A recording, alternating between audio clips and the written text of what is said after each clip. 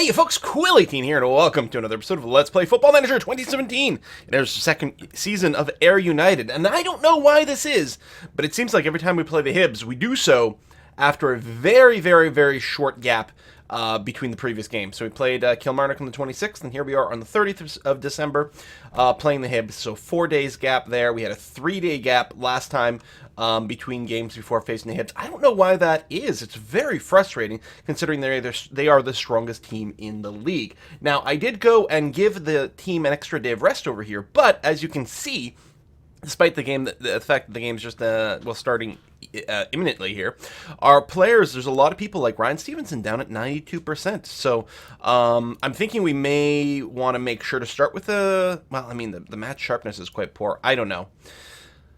We'll probably just have to accept it. We'll double check the weather. It's not going to be obviously it's not going to be a hot day because it's in December here, so it shouldn't burn through people's stats too much over here.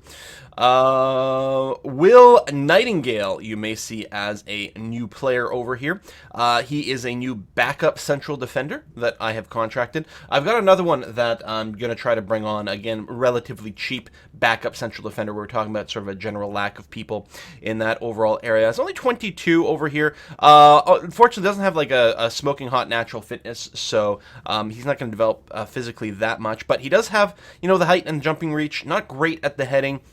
I mean, he's not the strongest, but we do need an extra backup there, and he was relatively cheap and easy to pick up. And he's English. He speaks English, so that was a bonus, because there was I have a tendency of hiring, I don't know, for some reason, a whole lot of French players who then have to learn English, so I figured it would be best to pick that up. So just a little cheapo guy that we decided to throw in here.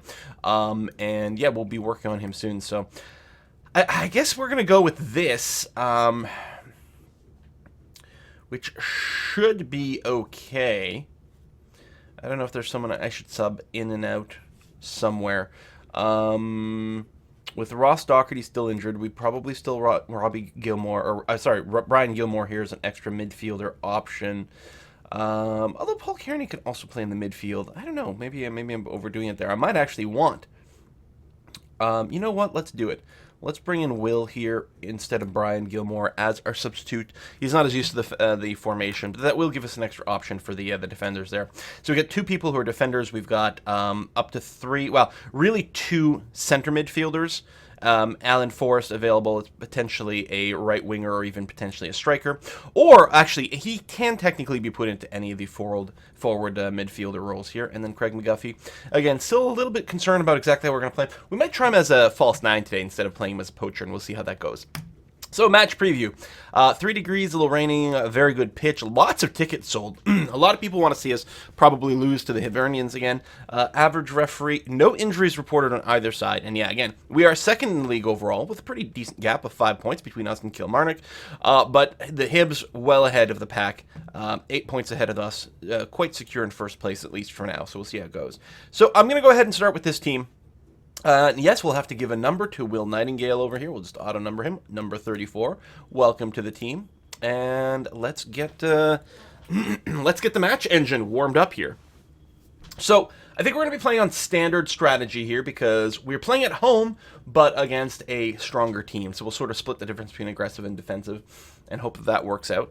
Hopefully they're just playing a flat 4-4-2, which seems to be something that we do relatively well against. It's I can't remember. Oh, it's Wraith who play like a 4-3-3, or it's like I don't remember, something like that, and it seems to just have our number.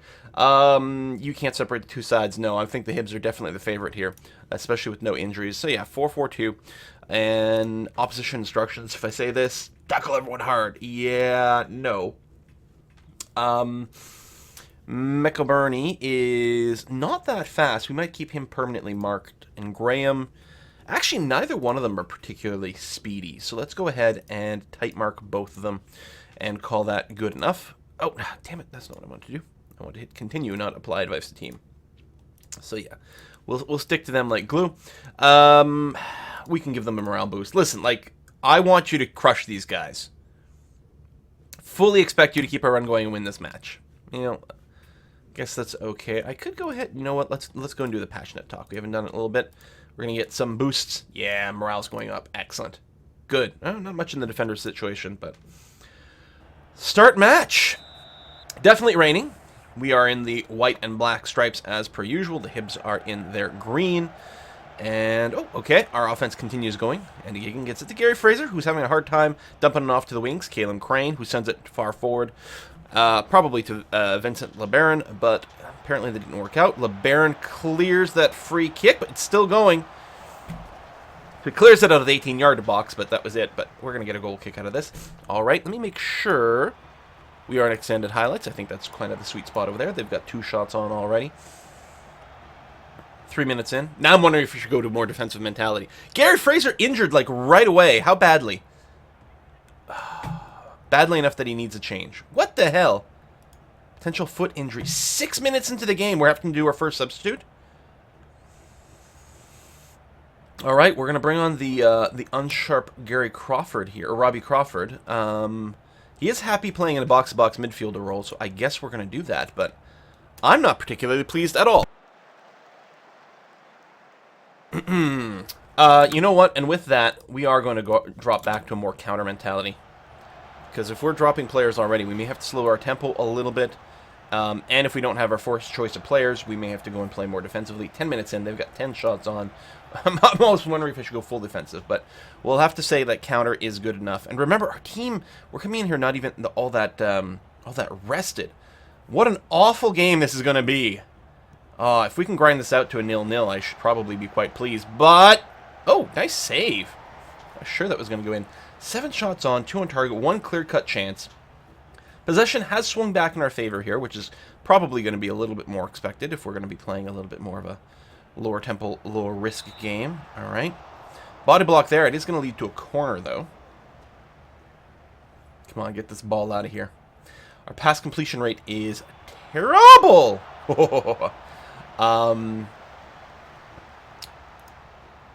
So we might, you know, play a shorter passing game.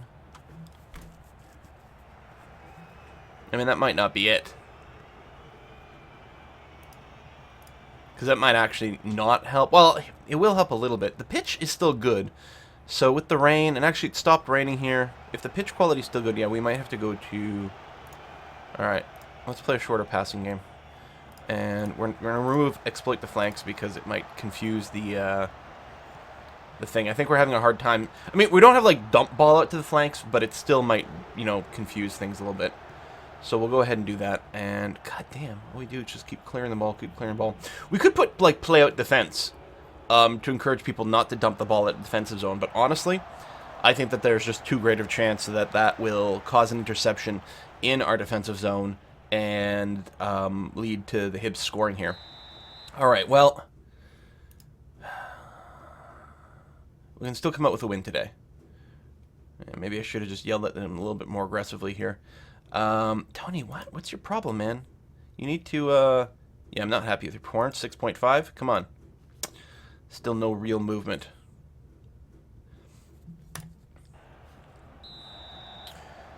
(10-3) on shots. I don't think we're going to come away with a lot of shots regardless on this. I don't know.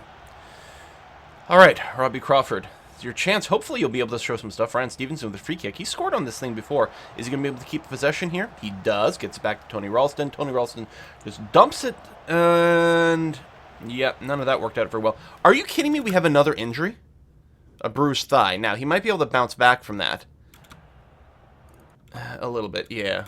Although I do want to bring in Craig McGuffey here. Yeah, he's bouncing back. His condition's going up a fair bit. We'll still do a sub shortly. There we go. Probably about now. All right, let's bring in Craig McGuffey. And as I said, what I'm going to do is I'm actually going to play him as a poacher this time around. Just a little less far forward. I mean, he's still going to take plenty of shot opportunities, but I like the move into channel. I like the dribble more. So false 9 instead of poacher, I think... Because he hasn't been doing well. Ever since we went to the single striker composition, we looked at that last episode. Ooh. Free kick to us. Come on, give that guy red card. Ever since we went to a single striker configuration, Craig McGuffey's really done nothing for us. So he does really well in the big man, small man kind of pairing, right? target man plus the poacher. Really good for him. But if we're not running 2 strikers, he hasn't really been cutting it the same way. So we'll see what we can do here. Possession keeps going better, and the Hibs haven't been getting as many shots on. So the defense has been better, pass completion is better. I think the shorter passing game was important here because it is resulting, I think, in fewer interceptions. So A, that's helping with our possession, and B, that means that the Hibs haven't continued to shoot on us over and over. Greg McGuffey passes it to Daryl Fortis, who has a little bit of a hard time holding onto the ball. Forced to send it back to Andy Gigan. Robbie Crawford's got it again. Back to Andy Gigan. Probably back to Crawford. Yep. I was going to say, moves it up a little bit. Gets intercepted there. Ah, come on. Well, not intercepted, but tackled away. Come on. Don't let him. Okay. Goal kick. Good. Back on the offense for us.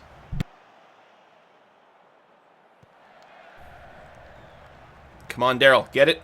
Not quite. Oh, back to Daryl. Fantastic. Thank you very much. Centers it to Robbie Crawford. Gets to Ryan Stevenson. Oh! I was going to say, come on. Big foul. Is that the guy who already just got the yellow? Come on. Yes, he's out. He's out. Fan-freaking-tastic. Okay. We've got 18 minutes left. We're going to go to... we'll go to control. We'll play it more aggressively. If there was ever time that we were going to get this done, it might be now. Okay, well, we need to do another sub here, but who? 10 minutes left. It's got to be someone else up front, right? Ryan Stevenson's getting a little bit tired. So let's go ahead and bring in Paul Kearney, who is going to be... I don't know if we want him as a shadow striker.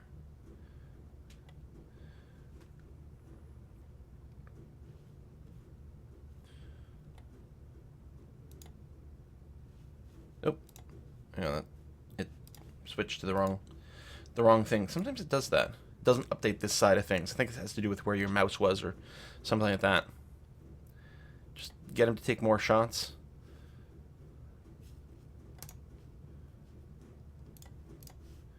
All right.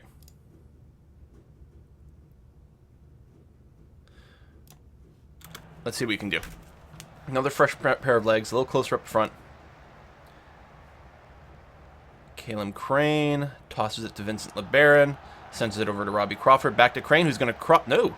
Back to Crawford, who takes a shot. You know what? I got to say, that was a pretty good shot attempt. Well on target, had some interesting angles, forced the goalkeeper to sort of dive a little bit. He could have missed it, and it leads to a corner. Gigan centers it over. It does get cleared back. Tony Ralston going to keep up the offense, though.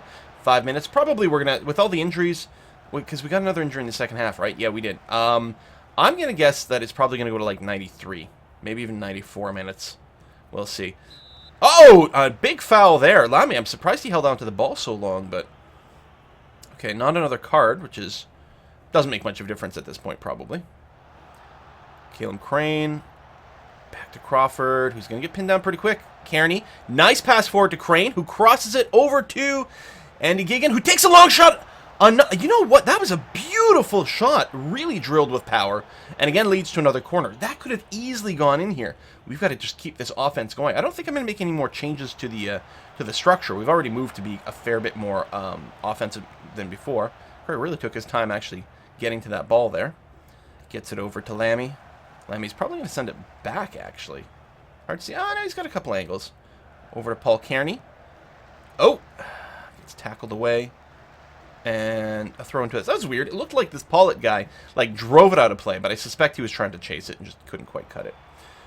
Okay, 3 minutes left. Paul Kearney with a free kick that goes well wide, which means it's going to be a goal kick. So we got to recover possession.